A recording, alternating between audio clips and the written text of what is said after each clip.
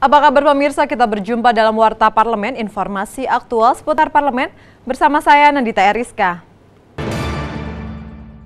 Melalui Panitia Kerja Evaluasi Kebijakan Bebas Visa, Komisi 1 DPR RI akan merekomendasikan pencabutan kebijakan bebas visa bagi 169 negara karena kebijakan ini tidak memberikan dampak yang baik bagi perekonomian maupun pariwisata Indonesia, justru menambah angka kejahatan dan maraknya tenaga kerja asing ilegal.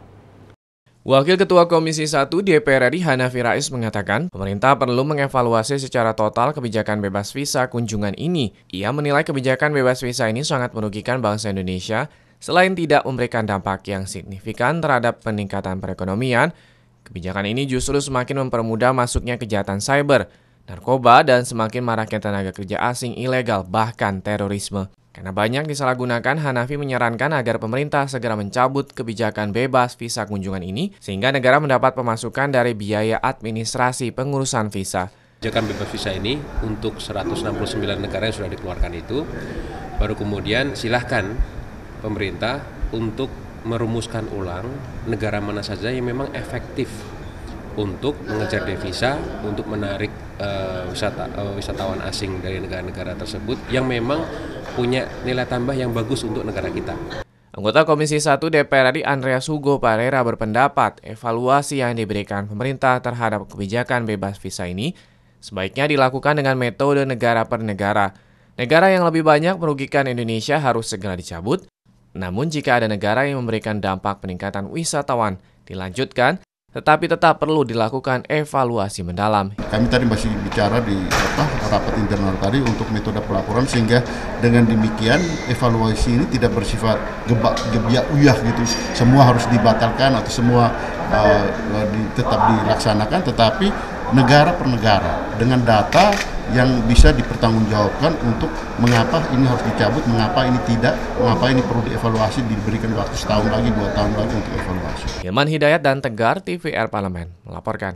Rencana pembentukan induk usaha atau holding badan usaha milik negara di sektor pertambangan terus menuai pro dan kontra. Rencananya pemerintah akan menghapus status Persero 3 BUMN, yakni PT Aneka Tambang, PT Bukit Asam, dan PT Timah. Ketiga BUMN tersebut akan berada di bawah holding PT Inalum Persero. Sejumlah pihak menilai rencana pembentukan holding pertambangan tidak akan efektif jika tujuannya untuk meningkatkan efisiensi dan kinerja BUMN di sektor pertambangan. Rencana pembentukan holding dikhawatirkan justru akan memunculkan masalah baru. Menanggapi hal tersebut, anggota Komisi 6 DPR RI Sahrani Mataya mengatakan, dengan adanya holding ini pemerintah mengharapkan kinerja BUMN akan lebih baik. Namun Sahrani mewaspadai agar jangan sampai pembentukan holding justru mendorong penjualan aset negara. Menyikapi sekali bahwa keinginan pemerintah melakukan holding ini juga kita pelajari dengan seksama. Ya, kita tidak ingin bahwa nanti dengan ada holding ini maka terjadi degradasi. Ya, kita ingin adanya holding ini akan terus lebih meningkat lagi. Ya. Sahrani menambahkan, pembentukan holding ini diharapkan bisa memberi manfaat untuk kepentingan rakyat, tidak hanya untuk sekelompok orang. Sahrani berharap sinergi BUMN pertambangan ini mampu meningkatkan efisiensi dan kekuatan finansial, sehingga memudahkan pengembangan usaha khususnya di bidang hilirisasi.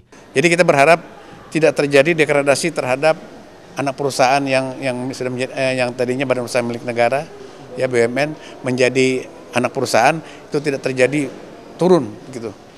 Kita berharap ini akan terus stabil. Andri TVR Parlemen melaporkan. Persoalan pembebasan lahan masih menjadi kendala pada proyek pembangunan Bendungan Karaloe di Kabupaten Goa, Provinsi Sulawesi Selatan. Proyek yang dibangun sejak tahun 2013 lalu ditargetkan rampung pada tahun 2019. Dalam pertemuan dengan tim Komisi 5 DPR RI, Bupati Goa Adnan Purihta Ihsan menyatakan, pembebasan lahan merupakan permasalahan yang kerap terjadi di setiap daerah dalam proses pembangunan proyek infrastruktur nasional.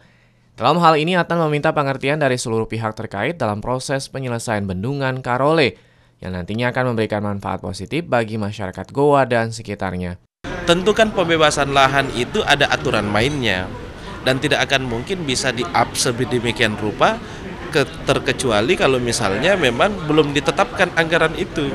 Oleh karena itu perlu dicerdaskan, diberikan edukasi kepada masyarakat untuk bisa menerima. Dan ini kan bukan untuk kepentingan 1-2 orang saja, tetapi ini untuk kepentingan masyarakat luas. Sementara itu, anggota Komisi 5 DPR RI Hamka Bakokadi mengapresiasi langkah konkret yang diambil oleh Bupati Goa beserta seluruh jajarannya dalam menyelesaikan persoalan pembebasan lahan. Hamka menegaskan proses pembangunan tidak akan berjalan sekalipun anggaran telah dikeluarkan jika persoalan pembebasan lahan masih terkendala. Untuk itu, ia meminta proses penyelesaian pembebasan lahan mengacu pada peraturan yang berlaku. Kalau pembebasan lahannya itu belum selesai, walaupun anggarannya kita sudah siapkan, itu pasti tidak bisa. Nah, oleh karena itu, sebaiknya mengaculah pada aturan. Saya terus terang itu apresiasi betul. Sudah 3 tahun mangkrak, sekarang lanjut, dan persoalan anggaran itu sudah siap. Dari Goa, Sulawesi Selatan, Siva dan Julian, TVR Parlemen melaporkan. Komisi 6 DPR mendorong pemerintah Provinsi Sulawesi Tenggara untuk melakukan perluasan infrastruktur bandara dan pelabuhan untuk mendorong pertumbuhan ekonomi daerah. Komisi 6 juga mengkritisi maraknya tenaga kerja asing di Sulawesi Tenggara. Ditemui saat kunjungan spesifik Komisi 6 DPR RI ke Kota Kendari, Provinsi Sulawesi Tenggara baru-baru ini, anggota Komisi 6 DPR RI Adang Darajatun mengatakan Provinsi Sulawesi Tenggara bisa meningkatkan pertumbuhan ekonomi karena memiliki sumber daya alam yang berlimpah, di antaranya adalah tambang nikel. Untuk meningkatkan percepatan arus transportasi, Adang menyarankan agar pemerintah provinsi memperluas pelabuhan dan bandara. Ultra ini masa depannya sangat baik. Contoh paling gampang, dia mengharapkan betul-betul kalau bisa pelabuhan udara diperbesar untuk bisa menerima limpahan-limpahan daripada pesawat-pesawat yang menuju ke arah timur, tidak hanya melulu di Makassar, tetapi bisa dibawa ke Kendari. Saya rasa itu pemikiran yang sangat cerdas sekali. Anggota Komisi 6 DPR RI lainnya, Joni Rolindrawan, juga mengkritisi banyaknya tenaga kerja asing di Sulawesi Tenggara. Ia meminta aparat setempat segera mengambil tindakan jika menemukan tenaga kerja asing yang tidak dilengkapi dengan dokumen resmi.